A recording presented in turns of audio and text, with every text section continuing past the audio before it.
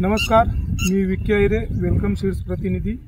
आज आपण आलेलो आहे वेलकम सीड्स फुलगोबी 202च्या प्लॉटवरती। तर प्लॉट कसा राहिला त्याबद्दल आपण आपल्या शेतकरी मित्रांसोबत संवाद साधूया। दादा नमस्कार। नमस्कार। आपले नाव?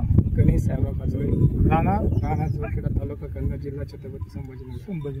बरं दादा, आपण ही कोणती व्हरायटी लागवड केलेली आहे? वेलकम सीडची 202 व्हरायटी लागवड केली। 202 ही व्हरायटी लागवड केली। लागवड दिनांक 9 मे 2025। 2025। किती क्षेत्र लागवड केलेलं आहे आपण? 1 एकर क्षेत्र आहे। 1 एकर क्षेत्रामध्ये 2 व्हरायटीची लागवड केलेली आहे। 2 व्हरायटीची लागवड केली, त्यापैकी 10,000 वेलकम सीडची 202 आणि 10,000 ऑदर कंपनीची लागवड केली।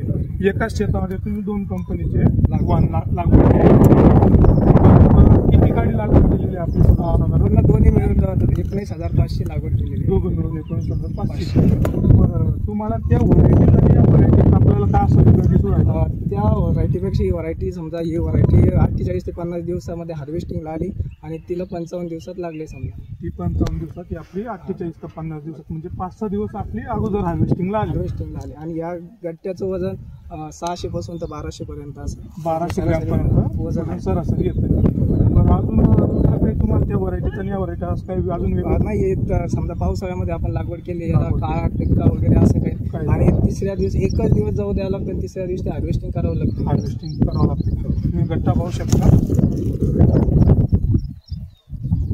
बरं, मार्केटला मागणी वगैरे कशी? मार्केटला मागणी चांगली का, कारण व्यापारी आपली ज्यावेळेस गाडी येणार समजा त्या तोपर्यंत ते वेट करतात, आणि गेल्यावर मार्केटला 40 ते 45, 50 रुपयापर्यंत सध्या विक्री चालू आहे। 50 रुपयापर्यंत विक्री चालू आहे। तुम्ही व्हरायटी बद्दल समाधानी आहात? समाधानी आहे। तुम्ही अजून 202 लागवड केलेली, ती अजून दुसरा प्लॉट येतो, आणखी 8 दिवसामध्ये चालू होतो।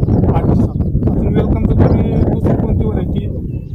दुसरी व्हरायटी 936 विदेशी वगैरे लागवड केलेली। तुम्ही 900 वेलकमचे चांगलेच प्रोडक्ट वापरता। प्रोडक्ट बद्दल समाधानी आहात? व्हरायटी कशी वाटली? चांगली वाटली। पुढच्या वर्षी शेतकऱ्यांना काय सांगणार लागवड? व्हरायटी लागवण्यात सजेशन चाललं त्यांना। या व्हरायटीत आणि या व्हरायटीत चांगलं फरक दिसला तुम्हाला?